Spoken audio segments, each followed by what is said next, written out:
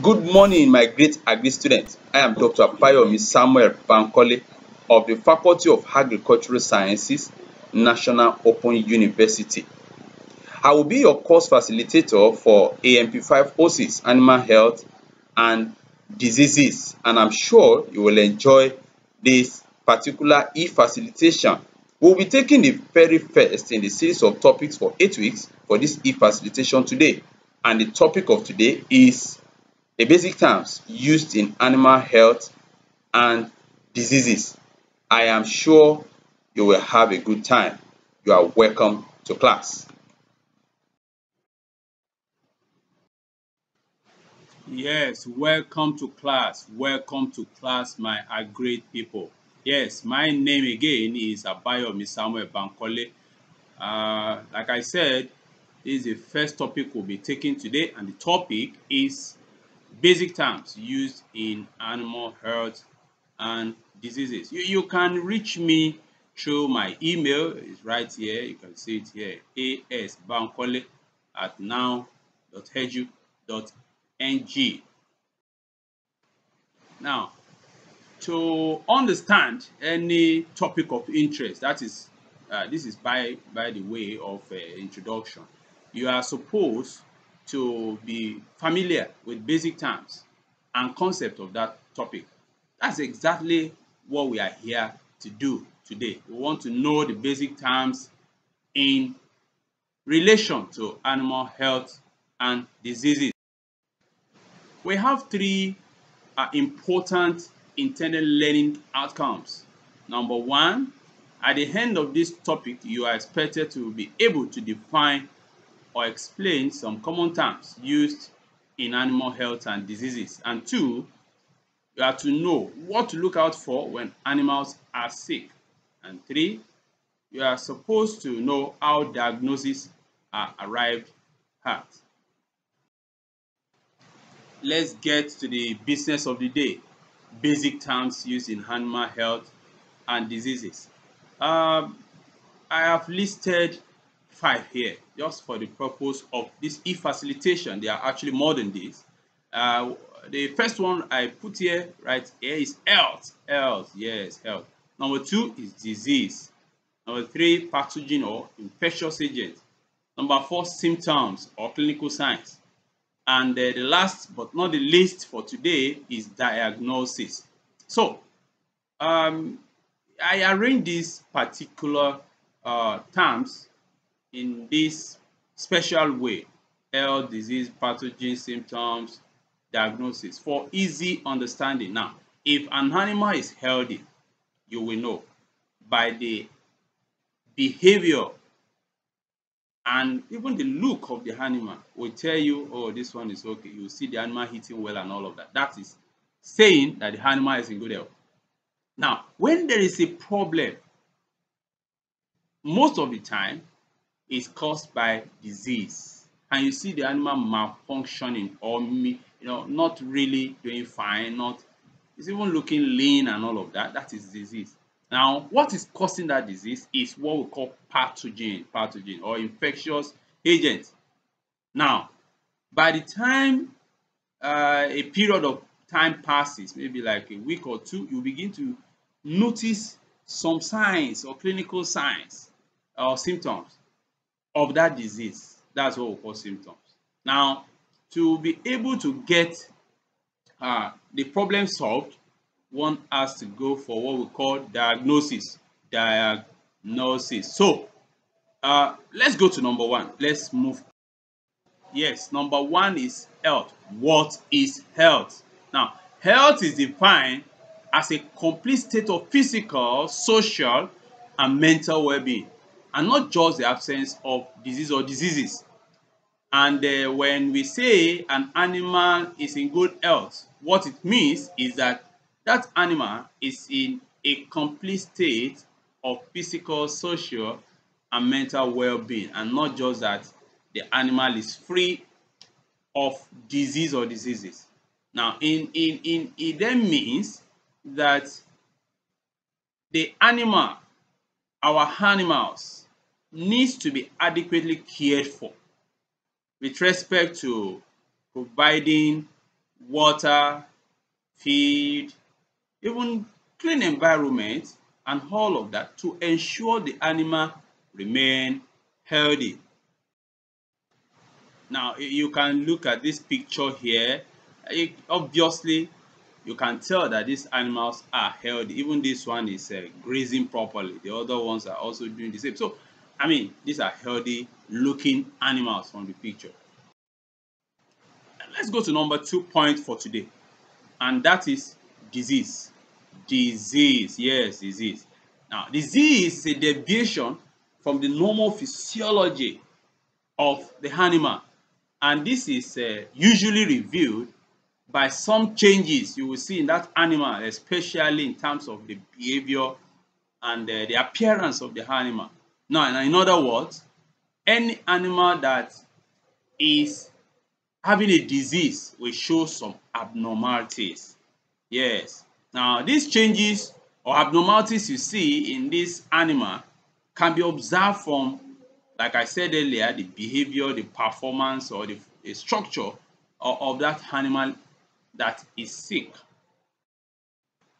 Now, if you take a good look at this picture here, you can see this one is not looking good. Though. This one no look well at all. You see, it's recumbent. It's just there. It's not standing up. It's not feeding. It's even looking dull and all of that. So this is an unhealthy or diseased animal.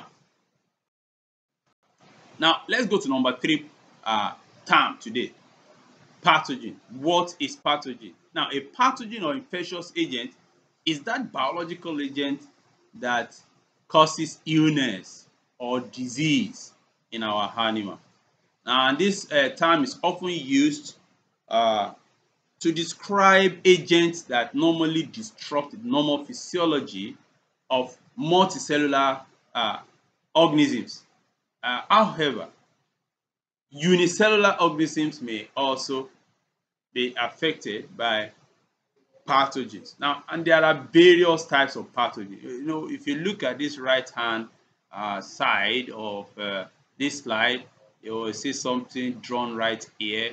Yes, this is a pathogen. This might be a parasite. And there are many types like that that affect our livestock. You know, some pathogens are bacteria, viruses, fungi, protozoa, parasitic worms, and so on and so forth. When we progress in the course of this particular course, you will get to know some of these pathogens and the kind of diseases they cause in our livestock. Now we go to number 4 term for today, and that is symptom. Now, what are symptoms or clinical signs? They are observable changes. You can see them. You can notice them in a sick animal. Now symptoms, most symptoms are common to most diseases, and you know, you'll find them. But in certain diseases, there are specific symptoms you will see that will let you know this is the kind of problem this one is having. So, what are some common symptoms common in diseases, in many diseases? Some of them are anorexia, that is refusal to eat, increase in body temperature, that's fever or pyrexia. You will sometimes see dullness. In the last picture we saw weakness. That dog is, I mean, that animal is weak. It might be dog, it might be cow, it might be any of these animals. But that particular cow we saw there was weak. That's why I couldn't stand up. So, and you can also see withdrawal from other animals. This animal wants to just stay on its own. It's not ready to eat and all of that. Now, the same thing happens to you as human being. You know, when you are sick, you won't want to eat. You may be running temperature, high temperature. You will be weak. Your friends will come around. You don't want to socialize or go out with them. So these are part of the things that also happen to our animals. Now, the changes or abnormality we see in our sick animal forms a basis for what we call diagnosis. And this is important to know the kind of disease that is affecting our animals. Here you have class activity 1. All right, you can see it right there. So you will have to attend to this, very important. Now let's go to the last thing for the day. That is diagnosis. What is diagnosis? Diagnosis is that art or science, and science actually, of determining the nature and the causes of diseases. And it also signifies how you can differentiate between diseases. Now, to arrive at a diagnosis, you need to get some important information or fact about the animal in question. Now, the gathered information has to be as comprehensive as possible so that you can arrive at a very good diagnosis. And the facts you gather are normally regarded as components of diagnosis. If you look at this right hand here, you will notice some persons trying to diagnose what is going on with this animal. You see it tied there, and then somebody, maybe that one is taking rectal temperature, and then this one is trying to feel the lymph nodes or what. No, they are trying to check out this animal to see really what is wrong with it. It's not looking good. Yes. So that is the process of diagnosis you are seeing right there. Now, what are the components of diagnosis? There are majorly 3 of them. Now, number 1, history taking. History taking is gathering of basic information about the animal, such as the identity of that animal. This may include the name of the animal, the species of the animal, the sex, the age, the breed, the color, and so on and so forth. You want to identify this particular animal that is safe. You also want to know when this animal was first noticed to have begun to show changes in behavior or performance. So, of course, if you ask the keeper, the farmer, he should be able to provide you with such an information. Also, that farmer should also be able to provide you with how long this condition has been there. Now, the second component of diagnosis is physical examination. Now, after taking the history of that animal, you want to physically look at this animal and identify certain things that may be wrong with this animal. And of course, things you can do include taking the rectal temperature. Mostly we take rectal temperature in an animal. You want to take the pulse rate, the respiratory rate. Now, if this particular physical examination is done on the farm, you can also look at the housing, the environment where this animal is kept, and you may also want to take the feed sample of the animal so that you want to take it to the lab to see if there's anything wrong with it. Maybe that's where the problem from. Now, we have the third component of diagnosis, and this is what we call laboratory examination. Now, this is usually carried out on samples or materials collected from the animal or the environment where the animal is kept. I just mentioned that in the last component of diagnosis, that you can take samples and all of that. Now, samples collected are usually subjected to various laboratory procedures, and this is in order to detect either the presence or the absence of disease-causing agents that we call pathogens. So we want to know what pathogen is in there that is causing this problem. Now, if you look at your right hand, you can see some samples collected. Maybe it's urine sample, blood sample. All of this will be taken to the laboratory to find out what is wrong with the animal.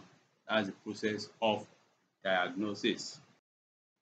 Now, some common diagnosis, samples that you can take from our animal include the blood sample, the physical sample, skin scrapings, urinary sample or urine.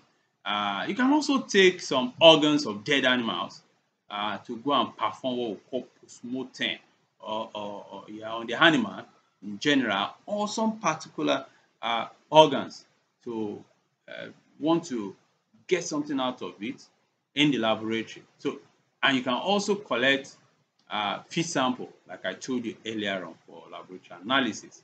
Now, we need to know that laboratory examination of samples collected from sick animals is very, very important in arriving at what we refer to as definitive diagnosis or final diagnosis. Here we have class activity 2. All right, you can see it right there. Please, like I said, attend to these class activities. They are very important. What have we done today? In summary, we have successfully considered the importance of keeping animals healthy, and I am sure you can, by now, explain or define some common terms used in animal health and diseases. In addition, you have learned some general observable signs of sick animals and samples that can be collected from such animals for laboratory analysis. This is in order to have a definitive diagnosis.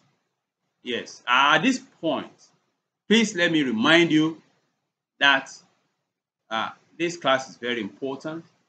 Always ensure you are in class. You always learn new things. And I'm sure you have learned wonderful things, new things today. Secondly, please ensure you always visit the virtual learning environment and also do your class activities. Yes. Until next time, I say goodbye from here.